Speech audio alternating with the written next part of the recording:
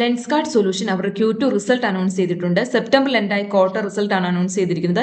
Amount represent ചെയ്തിരിക്കുന്ന മില്യണിലാണ്. ഇപ്പൊ ഞാനിവിടെ പ്രസന്റ് ചെയ്യാൻ പോകുന്ന കോടിയിലാണ്. കമ്പനിയുടെ ഈ ക്വാർട്ടറിലെ റവന്യൂ ഫ്രം ഓപ്പറേഷൻ എത്രയാണ്? 2096 കോടിയാണ്. അതിന് തൊട്ട് മുമ്പുള്ള ക്വാർട്ടറിലോ 1894 കോടിയാണ്. നമ്മൾ ക്വാർട്ടർ ടു ക്വാർട്ടർ കമ്പയർ ചെയ്ത് നോക്കുമ്പോഴത്തേനും ഒരു 11% റവന്യൂ ഫ്രം ഓപ്പറേഷൻ കൂടിയതായിട്ട് കാണാം. കഴിഞ്ഞ ഫിനാൻഷ്യൽ ഇയറിൽ സെപ്റ്റംബർ എൻഡായി ക്വാർട്ടറിലെ റവന്യൂ ഫ്രം ഓപ്പറേഷൻ എത്രയാണ്? 1735 കോടിയാണ്. നമ്മൾ ഇയർ ടു ഇയർ കമ്പയർ ചെയ്ത് നോക്കുമ്പോഴത്തേനും ഒരു 21% റവന്യൂ ഫ്രം ഓപ്പറേഷൻ കൂടിയതായിട്ട് കാണാം.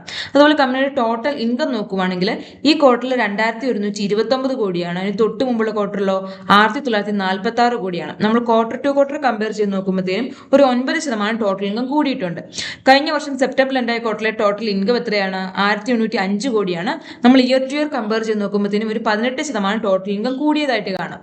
അതുപോലെ ടോട്ടൽ എക്സ്പെൻസ് നോക്കുവാണെങ്കിൽ ഈ ക്വാർട്ടറിലെ കമ്പനിയുടെ ടോട്ടൽ എക്സ്പെൻസ് എന്ന് പറയുന്നത് 1980 കോടിയാണ്. അതിന് തൊട്ട് മുമ്പുള്ള ക്വാർട്ടറിലോ 1836 കോടിയാണ്. നമ്മൾ ക്വാർട്ടർ ടു ക്വാർട്ടർ കമ്പയർ ചെയ്ത് നോക്കുമ്പോഴത്തേനും ഒരു 8% ടോട്ടൽ എക്സ്പെൻസ് ഈ ക്വാർട്ടറിൽ കൂടിയിട്ടുണ്ട്. കഴിഞ്ഞ വർഷത്തെ ടോട്ടൽ എക്സ്പെൻസ് എത്രയായിരുന്നു? 1671 കോടിയാണ്. നമ്മൾ ഇയർ ടു ഇയർ കമ്പയർ ചെയ്ത് നോക്കുമ്പോഴത്തേനും ഒരു 19% ടോട്ടൽ എക്സ്പെൻസ് കൂടിയിട്ടുണ്ട്.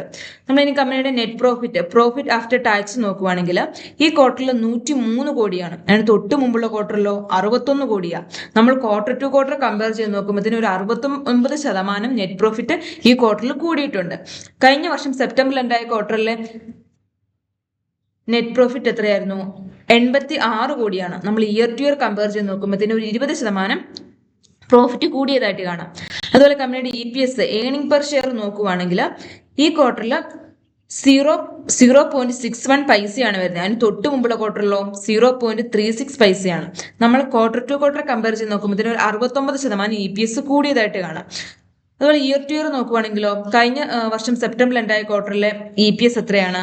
0.51 പൈസയാണ്. നമ്മൾ ഇയർ ടു ഇയർ കമ്പയർ ചെയ്ത് നോക്കുമ്പോഴത്തേനും ഒരു 20% EPS കൂടിയതായിട്ട് നമുക്ക് കാണാൻ സാധിക്കും.